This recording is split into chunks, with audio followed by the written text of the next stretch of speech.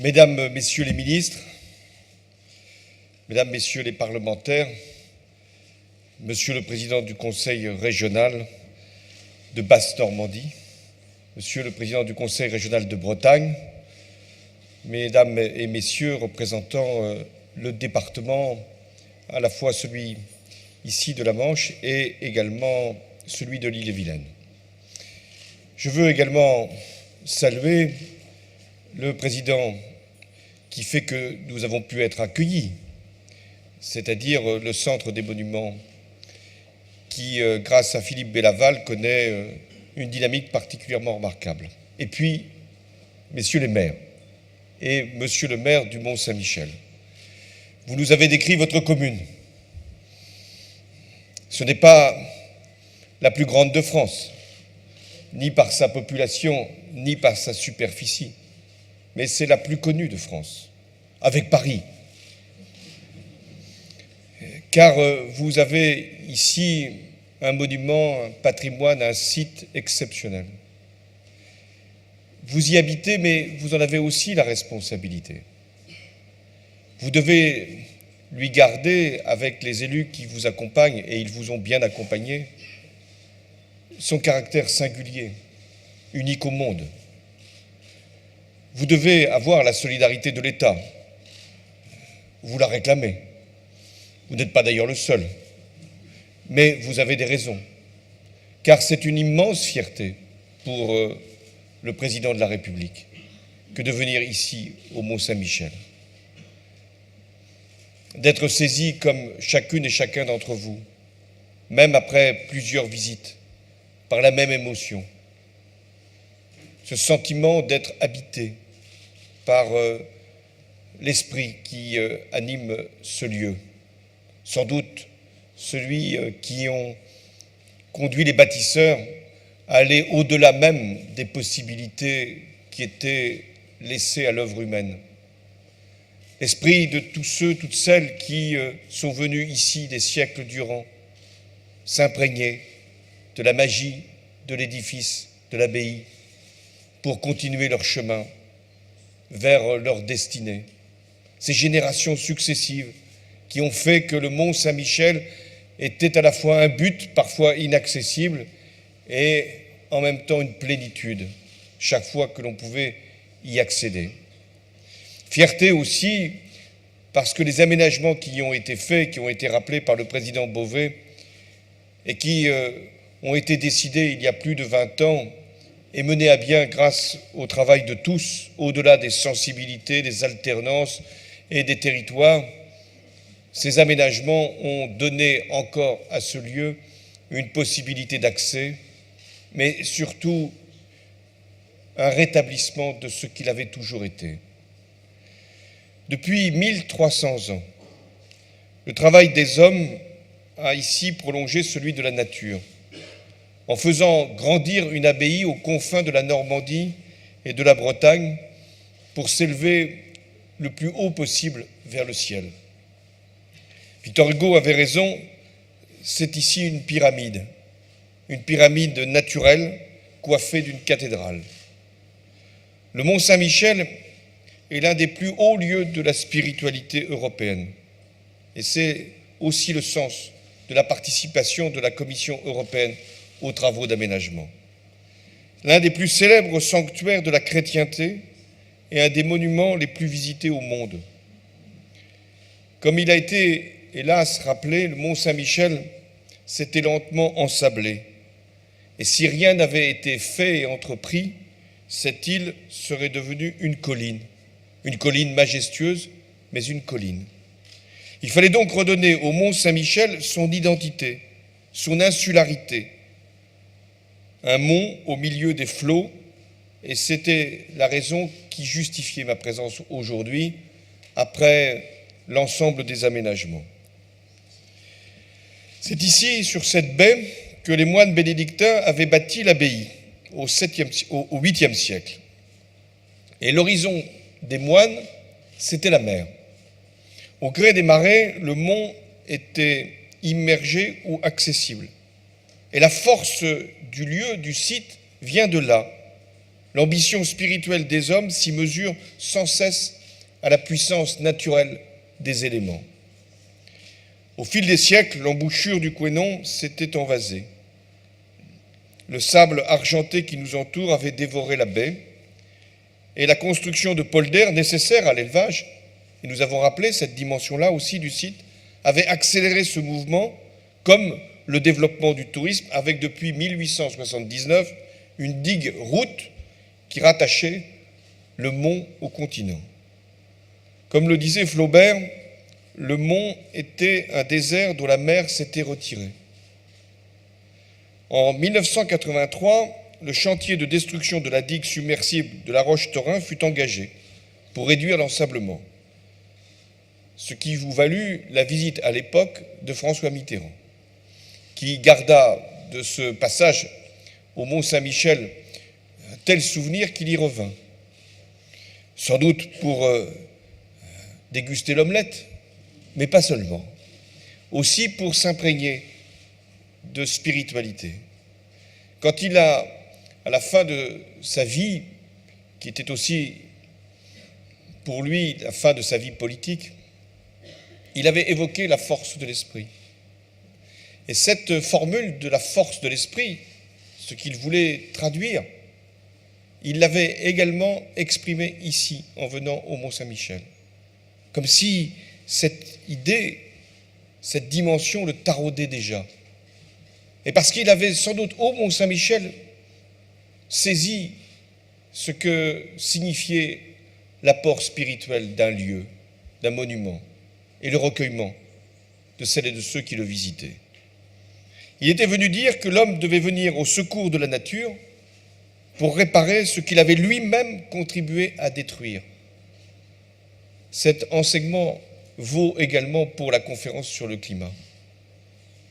Obliger l'homme à réparer ce qu'il a, à travers les décennies qui viennent de s'écouler, altéré. Et l'obliger à penser plus loin que la génération présente, aller jusqu'au bout d'un engagement dont il ne verra jamais la fin. C'est la noblesse de l'action collective, de l'action politique.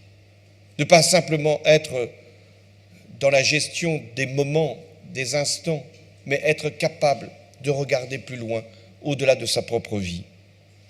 Alors, il avait eu avec les élus, et certains sont encore ici présents, la volonté d'interrompre la progression des hectares d'herbus en protégeant les grèves autour du mont. Il s'agissait de permettre à la baie de retrouver ses équilibres naturels par le libre jeu des marées, tout en facilitant l'accès à pied au Mont-Saint-Michel. Mais entre la formulation d'une idée et sa traduction dans un projet administratif, il faut déjà du temps, 10 ans. Et donc c'est en 1995 que s'est constitué le syndicat mixte de la baie du Mont-Saint-Michel, dont on a rappelé ici qui en avait été président et membre. En 18 ans, 185 millions d'euros ont été mobilisés, 21 millions par l'Europe, vous les avez rappelés, mais également par les collectivités et par l'État. Et il a fallu encore prévoir d'autres aménagements qui ont alourdi la facture. Mais le résultat est là. Il est aussi exceptionnel que le lieu. La nature, grâce à l'homme, a retrouvé ses droits. Et je veux ici vous en exprimer toute ma gratitude. Ce succès, car c'est un succès, est d'abord celui des collectivités locales, de la commune du Mont-Saint-Michel. Je salue Éric Vanier qui était maire à l'époque, et puis du maire d'aujourd'hui, des maires voisins qui veulent rester chacun maire de leur commune, même si le progrès, la réforme pourrait justifier des alliances, pas des fusions, mais garder toujours le Mont-Saint-Michel, je comprends qu'on y soit attaché. Mais c'est grâce à vous, les maires, qui avez accepté aussi un certain nombre de contraintes. Et ce n'était pas facile. Je ne veux pas revenir sur des épisodes que chacun a à l'esprit. Le parking. Partout en France, le parking est un problème. Alors, vous imaginez ici, au Mont-Saint-Michel, quand en plus, il permet de récupérer des droits. Et donc de financer des équipements. Je veux donc vous remercier, maire de Mont-Saint-Michel, de Beauvoir, de Pontorson, et aussi les collectivités qui ont participé à l'opération. Je vous fais confiance maintenant pour trouver la meilleure gouvernance possible de la baie. Voilà un sujet qui également vous anime depuis quelque temps. Et pour définir la juste place des collectivités territoriales et de l'État. Mais je vous assure, et c'est aussi le sens de ma présence, que l'État continuera de soutenir le Mont Saint-Michel. C'est son devoir et c'est son rôle.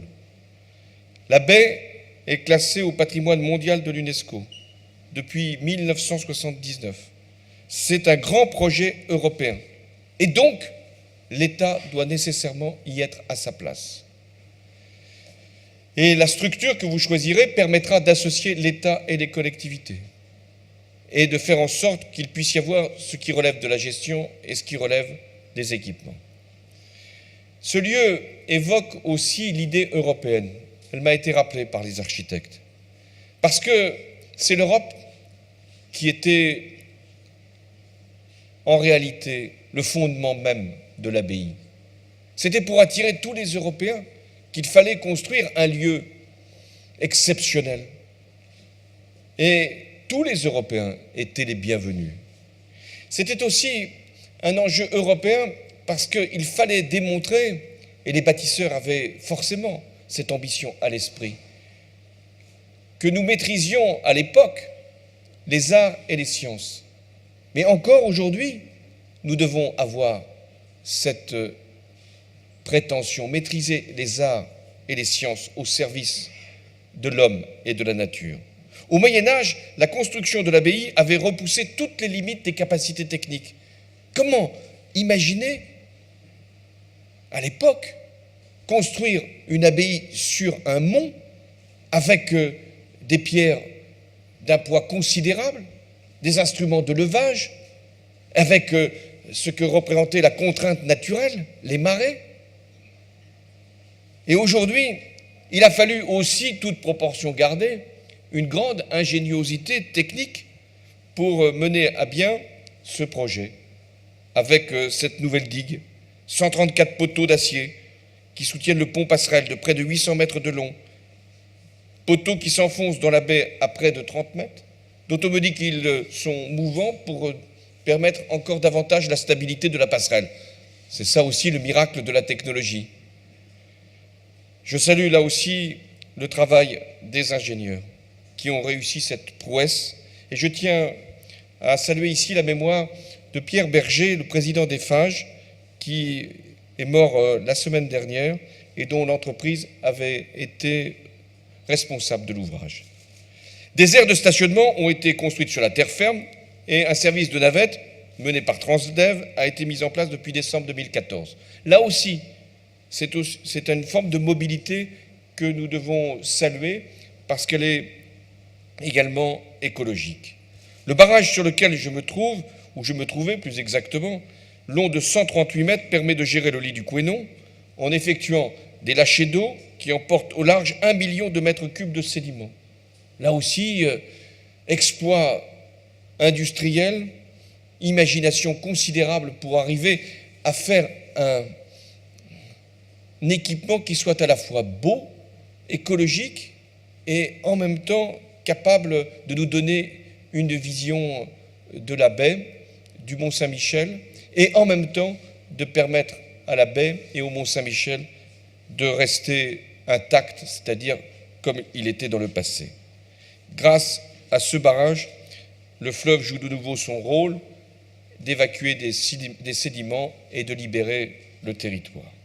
Je veux saluer donc architectes, bâtisseurs, ingénieurs, ouvriers qui ont réussi ces équipements et qui ont permis de nous donner cette grande reconnaissance de la qualité de ce que peut faire la France. Aujourd'hui, le Mont Saint-Michel a donc été rendu à la mer.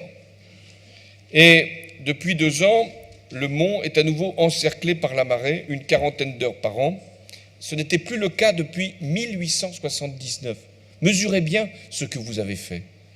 C'est-à-dire, 1 siècle et demi après, vous avez restitué le mont Saint-Michel tel qu'il était, tel que vous ne l'aviez jamais connu. Les visiteurs peuvent maintenant redécouvrir le site à pied. La faune et la flore marine de la baie se reconstituent peu à peu. Voilà ce que vous avez réalisé. Mesdames et messieurs, le mont Saint-Michel est l'une des images de la France probablement la plus connue au monde. C'est d'abord un lieu de mémoire de la nation française. Je rappelle qu'en 1204, sous Philippe Auguste, le rattachement de la Normandie fut une étape décisive de la construction du royaume de France. C'est pourquoi il était si important de réunifier la Normandie. Pour marquer cette date, Philippe Auguste décida d'ailleurs lui-même la nouvelle organisation de l'abbaye du Mont-Saint-Michel en 3 niveaux, à l'image des 3 ordres de la société féodale, le tiers-état, l'aristocratie et le clergé.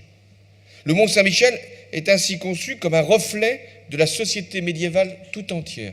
Et c'est pourquoi il est si important de le visiter, pour bien comprendre d'où nous venons. Le Mont-Saint-Michel est ensuite un lieu de mémoire, une forme d'esprit de résistance.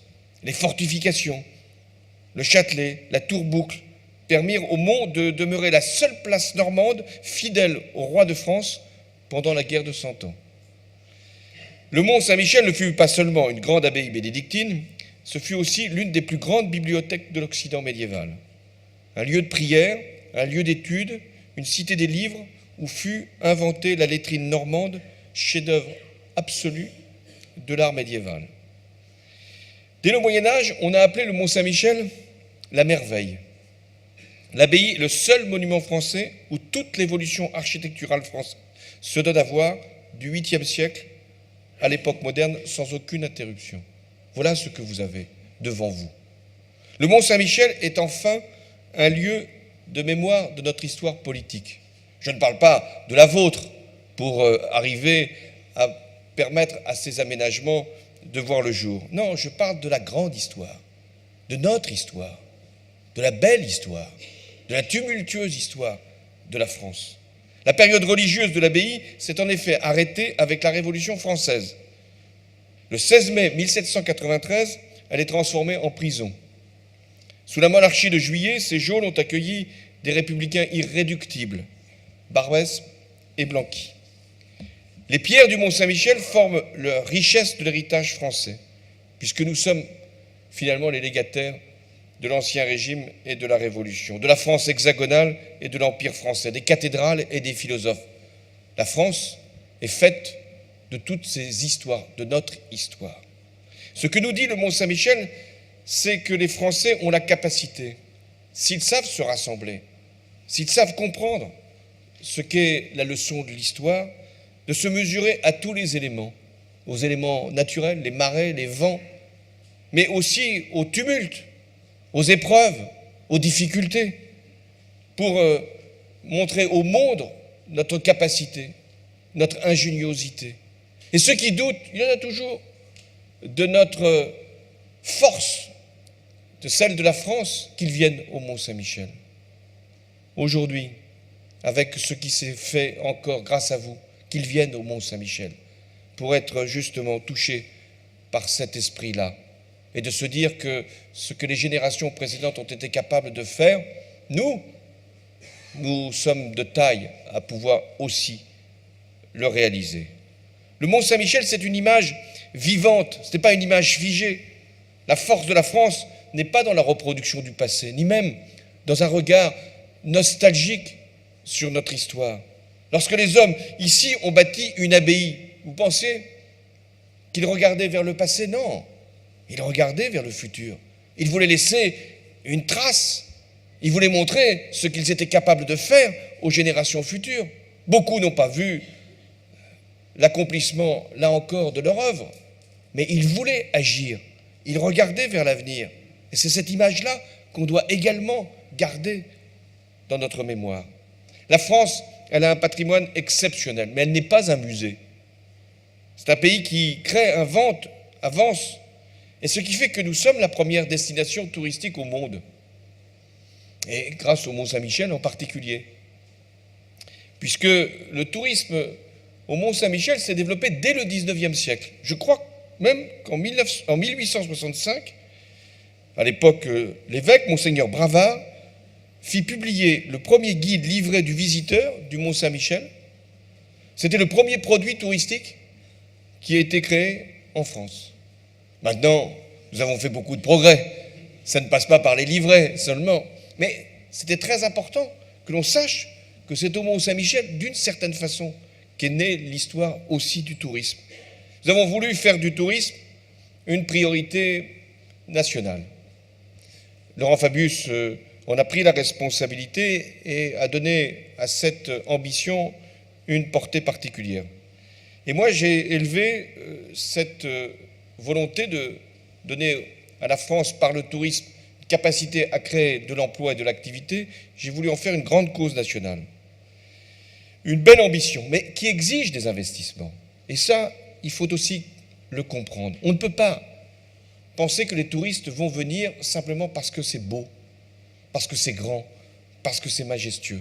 Il faut les accompagner, il faut les encadrer, il faut leur proposer des produits. Et c'est tout le sens des investissements qu'il faut réaliser. La Caisse des dépôts va, elle en a pris l'engagement, dégager 1 milliard d'euros sur 5 ans pour accompagner les investisseurs dans le secteur du tourisme. Et nous allons également constituer des fonds d'investissement privés pour que le tourisme puisse être là aussi développé.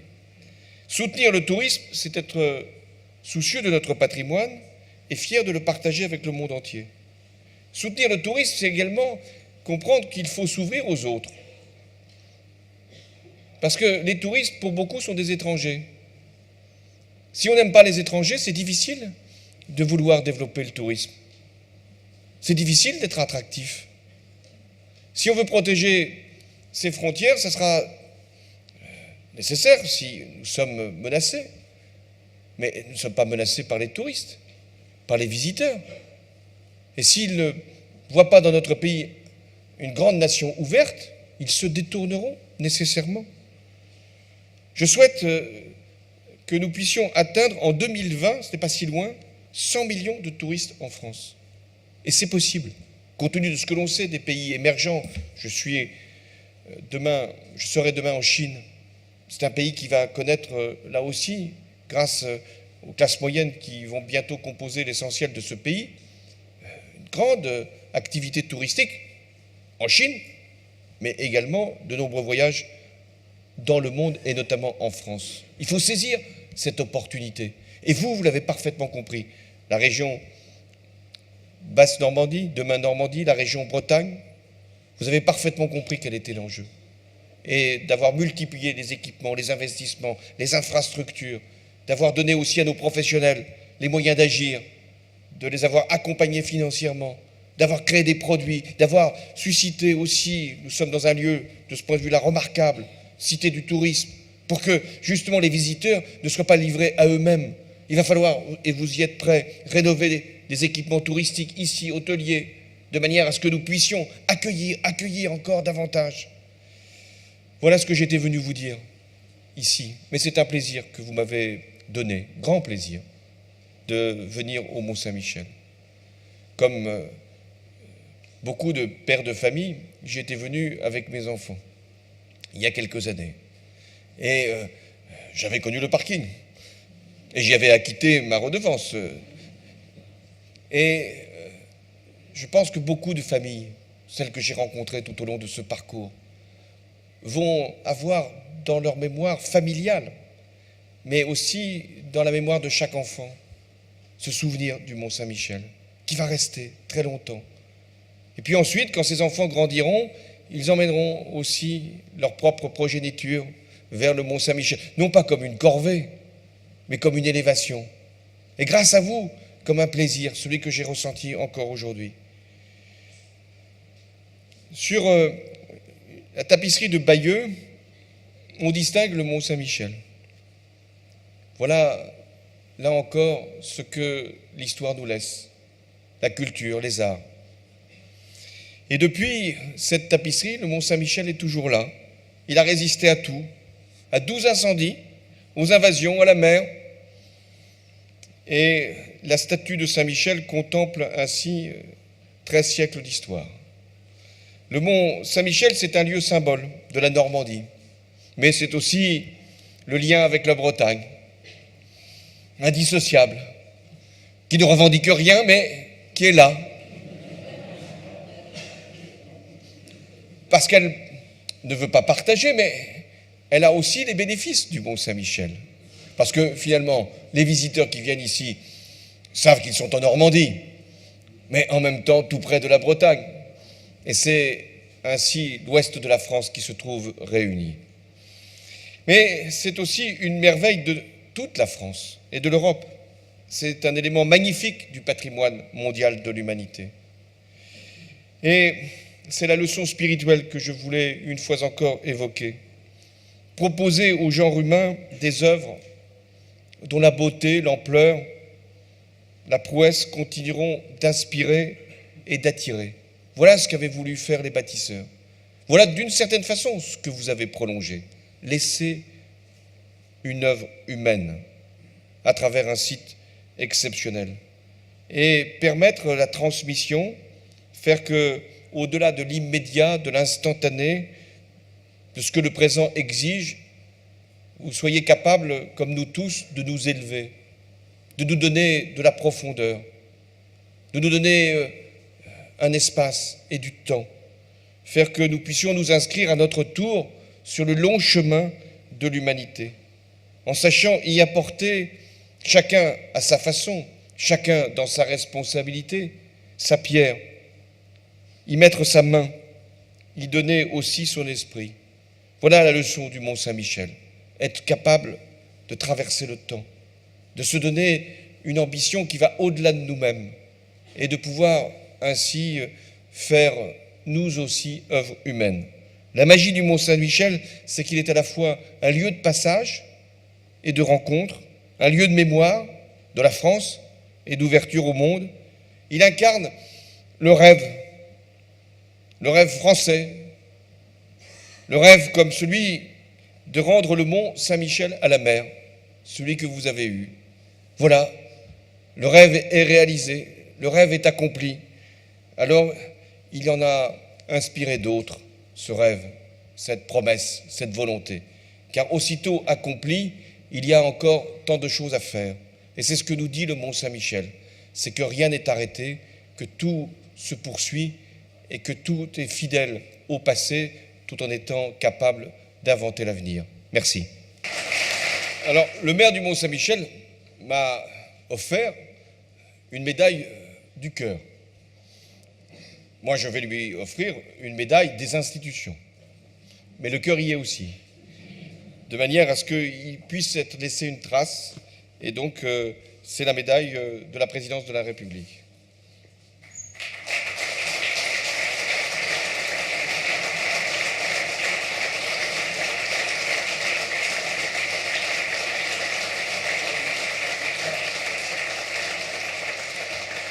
Monsieur le Président, je voudrais vous offrir aussi quelques cadeaux, quelques souvenirs. J'aurais peut-être dû laisser Bernard Cazeneuve opérer à ma place, Monsieur le Ministre. Non, là, je n'y vois aucune allusion à ce beau une temps. Tendance du climat qui m'a poursuivi, mais qui, vous le voyez, s'estompe progressivement. Voilà. Monsieur Cazeneuve, prenez ça pour...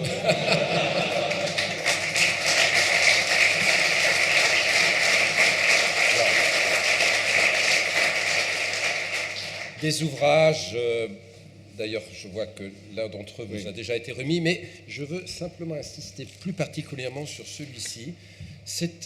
On a parlé tout à l'heure de la digue et du chemin de fer qui traversait le mont. Eh bien, en détruisant cette digue, on a retrouvé les anciens éléments de ce chemin de fer, et en voici un que j'ai le plaisir de vous offrir. Et la reproduction de cette carte postale illustre ce train qui reliait le continent au Mont-Saint-Michel. Voilà. Merci beaucoup. Merci bien.